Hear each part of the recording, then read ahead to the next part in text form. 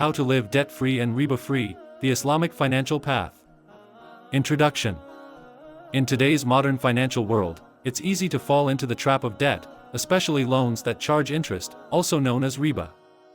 These debts can feel like a heavy burden, not just financially, but emotionally and spiritually. Understand what riba is and why it's harmful. Riba means interest, and in Islam, it's strictly forbidden. Why? Because it creates an imbalance, where one person profits with no effort, while the other carries all the risk. That's not justice. Islamic finance is built on fairness, transparency, and shared responsibility. It promotes mutual benefit instead of exploitation.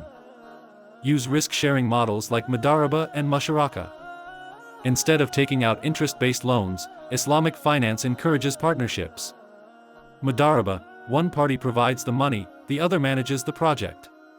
Profits are shared, and losses are borne by the investor. Musharakah, both parties contribute money and effort, and both share profits and losses. These models create trust, accountability, and fairness. Live within your means. One of the best ways to avoid debt is to spend less than you earn. That means making a monthly budget, prioritizing needs over wants, saving for big purchases instead of relying on credit. This simple discipline builds financial strength and peace of mind. Build an emergency fund. Life is full of surprises, medical bills, job changes, urgent repairs. If you don't have savings, you're more likely to fall into debt when things go wrong. Try to save at least 3 to 6 months of living expenses in a separate account. It gives you security and helps you avoid interest-based loans during emergencies. Use halal financing when you need it. Sometimes, borrowing is unavoidable. That's where Islamic financial products come in.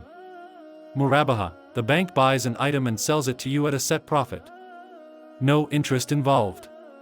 Ijara, the bank buys an asset and leases it to you. You pay rent, not interest, and may eventually own it. These models are Shariah-Compliant and ethically sound. Invest in halal ways. Islam doesn't forbid wealth, it encourages ethical wealth building. You can grow your money by investing in halal stocks and mutual funds. Sukuk, Islamic bonds tied to real assets. Real estate without interest-bearing mortgages. Just be sure to avoid industries like alcohol, gambling, and unethical practices. Avoid debt whenever possible. Debt can sometimes be necessary, but it should not become a way of life. Islam advises avoiding debt unless it is absolutely essential. If you must borrow, do so with clear and agreed-upon terms. Maintain honest and fair intentions. Aim to repay the debt as quickly as possible. Treat debt as a temporary solution, not a permanent habit. Being free of debt is a sign of financial responsibility and spiritual discipline in Islam. Purify your wealth through zakat and charity. Giving zakat and sadaqah is not just a duty, it's a blessing. It purifies your wealth, making it more wholesome. It reduces attachment to money, fostering humility and gratitude. It brings barakah, divine blessing, into your wealth and life. It contributes to building a just, compassionate, and caring society.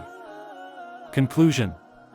Living debt-free and riba-free is possible and brings deep spiritual and personal rewards. Following the Islamic financial path helps you protect your wealth, strengthen your character, find peace and contentment.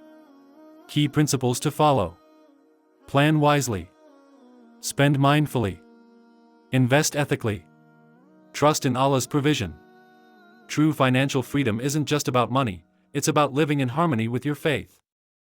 If you want to learn more Islamic finance, follow us for more insight.